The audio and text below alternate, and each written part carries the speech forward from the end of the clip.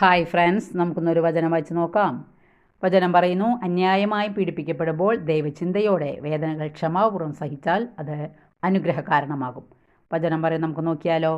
ഈശോയുടെ മകൻ അല്ലെങ്കിൽ മകൾ എന്ന പദവിയിൽ ജീവിക്കുന്ന നാം ജീവിതത്തിൽ കഷ്ടങ്ങൾ നഷ്ടങ്ങൾ ഉണ്ടാകുമ്പോൾ ഈശോയോട് ചേർന്ന് നിന്ന് അവയൊക്കെ കൈകാര്യം ചെയ്യണം.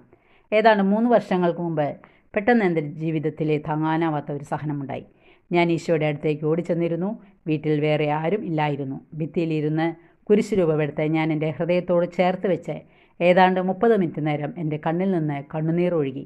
ആ സഹനത്തെ രക്ഷാകരമാക്കി തീർക്കാൻ ഈശോ അനുഗ്രഹിച്ചു.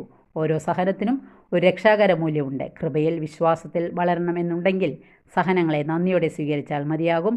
ഓരോ സഹനത്തിൻ്റെ പിറകിലും ഒരു അനുഗ്രഹം ഒളിഞ്ഞുകിടപ്പുണ്ട്. അതുകൊണ്ട് തിരുവചനങ്ങൾ ജീവിതത്തിൽ പ്രാവർത്തികമാക്കാൻ വേണ്ട കൃപയും ഈശോ തരും. വചനം ഇഷ്ടപ്പെട്ടെങ്കിൽ ലൈക്ക് ചെയ്യണേ. Okay, thank you, by.